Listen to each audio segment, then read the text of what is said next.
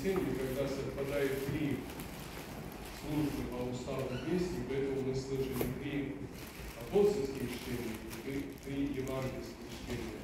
Это воскресная служба, потом память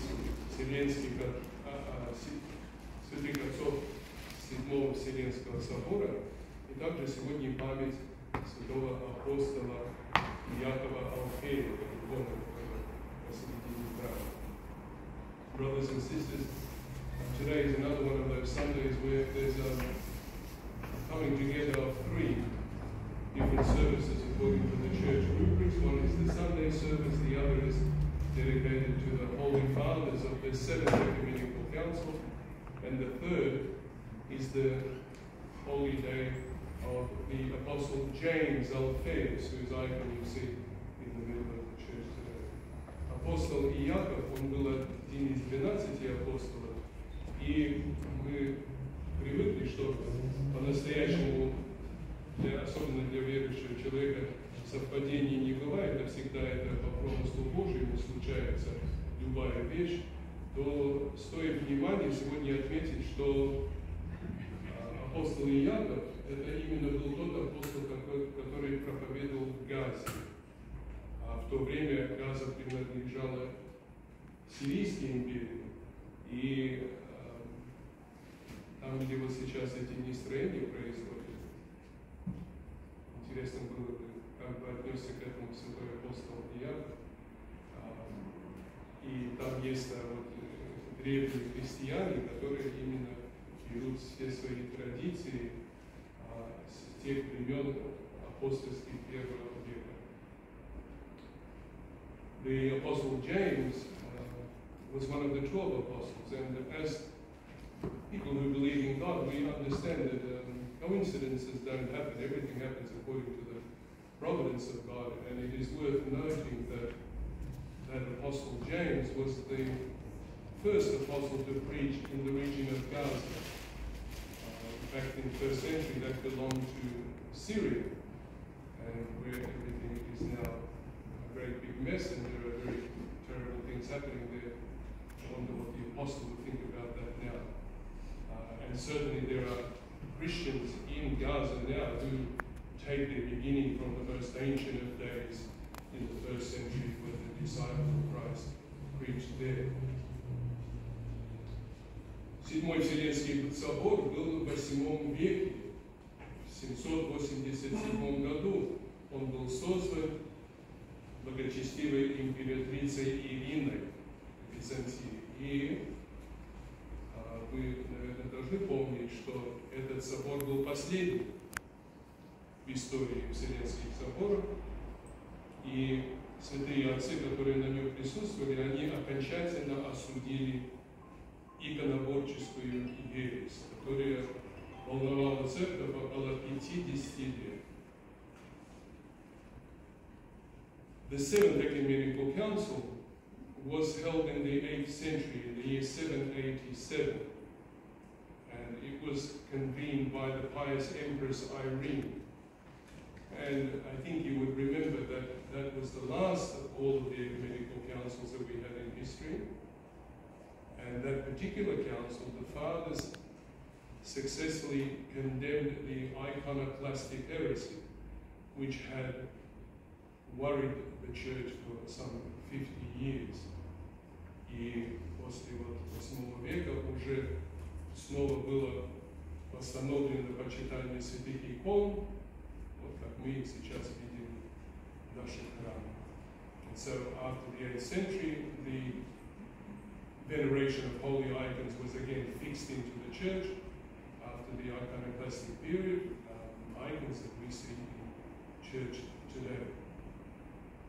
Когда мы думаем о Вселенских соборах, то всегда возникают мысли о нашей принадлежности к истинной церкви, к истинной православной христианской церкви. When we think of the ecumenical councils, then of course we should remember and concern ourselves with the concept of belonging to the true Christian church, to the true Christian Orthodox Church. Нам очень важно отметить, что мы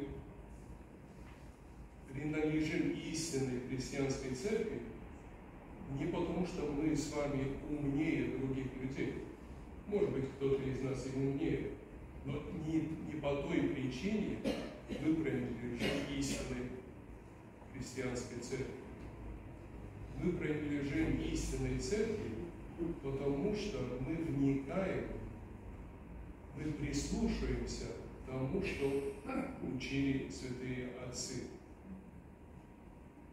So, an important thing to note is that you and I belong to the Christian Orthodox Church, the true church, not because we are more intelligent than other people. Maybe we are more intelligent than some other people, but that is not the reason that makes us belong to the true Christian church. The reason is that we have always listened to what the Holy Fathers of the Church have taught.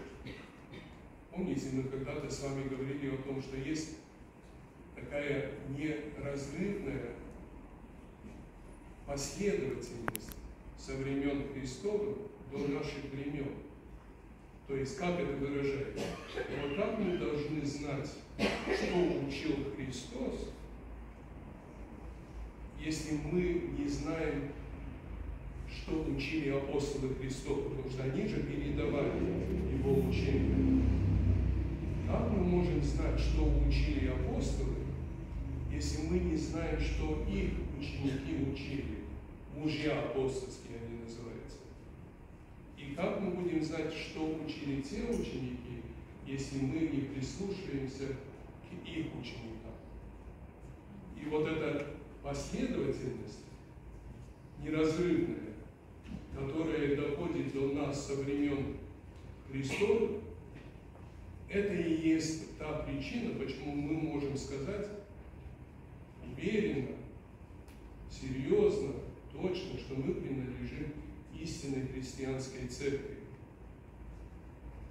What makes us certain that we belong to the Holy Church is the following. How are we to know what Christ taught if we do not know what his disciples taught? Because they were the ones who passed this on. How are we to know what his disciples taught if we don't know what the apostles' disciples taught? They were their disciples. And how do we know what those disciples thought and taught if we do not know what their disciples taught? You see, this is what gives us the certainty that we belong to the true Holy Christian Church, because we have this unbroken chain from generation to generation, from Christ's time right down to our time. То, что святые отцы коллективно нам дали, это нам невозможно даже оценить, потому что то священное писание, по которому мы учимся и по которому мы живем и строим нашу жизнь, это же святые отцы определили, какие книги принадлежат Библии, каким книгам можно доверять, можно прислушиваться. Это все нам дали святые отцы. What the Holy Fathers have given us and have taught us, this would be impossible to just encapsulate in one discussion. And the fact that we have the scriptures that we have now, the fact that we know that these books of the Bible are reliable and that these books are the content of the Bible and not other books, this was given to us by the Holy Fathers of the Church collectively. И поэтому учение святых отцов, их писание и их толкование – это для нас просто духовное сокровище. Оно и есть то, что нам дает возможность знать истину. Как-то мы об этом раньше говорили, что мы можем очень такие важные и серьезные вещи обсуждать духовные и понимать не потому, что мы умны, а потому, что мы стоим на плечах этих духовных великанов, гигантов, которые жили в истории, которые все нам нам это передали, а мы как бы перед собой все это имеем, говорим, да, это вот так, это вот так, это вот так. Хотя мы, можно сказать, по сути, очень мало знаем по сравнению с тем, что они знают. So, what the Holy Fathers have written, what the Holy Fathers have taught in history, and the commentaries that they have left on scripture and on dogmatic issues, this is for us a veritable spiritual treasure which has been passed down to us. Now, we find ourselves in a position where we seem to know a lot. It's very easy for me to open a book and say, well, this is what this is, this is what this is how we should understand this moral principle, this teaching, this commentary on scriptures, this is what it means. And yet we don't really know a lot compared to what they knew and taught. And as I've said before, the reason that we can say these things firmly and seem to know a lot is because we are literally standing on the shoulders of these spiritual giants that lived in past centuries. And we are benefiting from everything that they have given us and taught us. Поэтому, конечно, это обязует каждого верующего человека ознакомиться с историей церкви, с толкованиями хотя бы святых отец, как они нам рассказывали, как они учили нас понимать Священное Писание. То есть то, о чем мы говорим с амвона каждой воскресной службы. Это каждый человек должен с этим ознакомиться.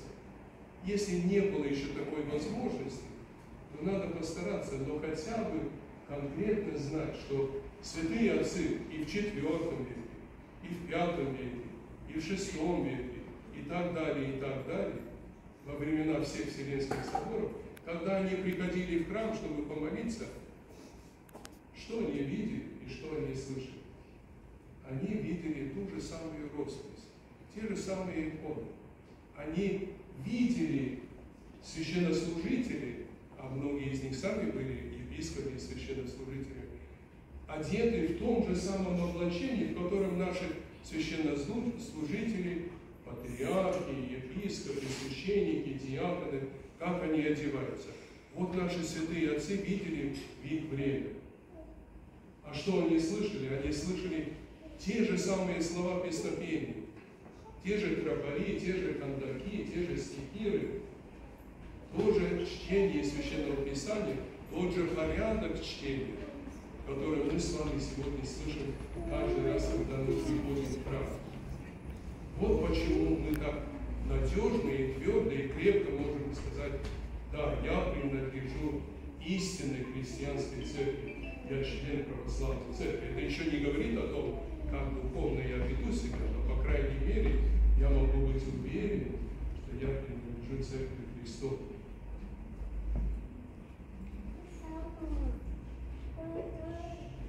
It behooves us to know what the Holy Fathers have left us.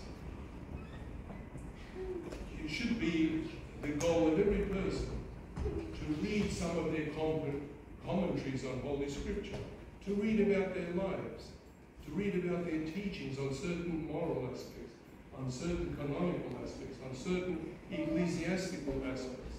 Every one of us should at some time be interested in acquiring this knowledge. But if we have not yet done so, then at least we should understand the fact that in the 4th century, in the 5th century, in the 6th century, in the 7th century, during all of the centuries of the Holy Fathers of the ecumenical councils, when these fathers came to church, what did they see and hear? What did they experience? Well, when they came into church, they saw the same iconography that we have in our church now. They saw the same frescoes, the same holy icons. What did they see? They saw back then that the bishops, the patriarchs, the priests, the deacons served in the church dressed in the same vestments that our clergy dressed in today. They saw this in their own time. In fact, many of them were clergy themselves, bishops, patriarchs. What did they hear? they heard in the hymnology of the church the same stichira, the same hymns, the same prayers, the same words, in some cases even the same melodies that we sing today in church. They heard the same readings. It was the same order of services that was being developed that we have now. This is what gives us the boldness to say we belong to the true Christian church, because we know that we have this unbroken link. Поэтому, братья и сестры, я уже об этом как-то вам говорил, но если кто-то вам скажет, как это было со мной, что, знаете, беда с вами, что вы устарелые какие-то, вы, ваше православие, это принадлежит каким-то прошлым векам и не имеет смысла в модерных временах. Всегда говорите, это самый лучший комплимент, который вы можете дать, потому что это меня делает уверенным, что я принадлежу Христовой церкви. So, if someone comes to you, as they have to me, and says, you know, the problem with being Orthodox is that you are outdated. You belong to some ancient traditions that have nothing to do and no relevance in the modern world.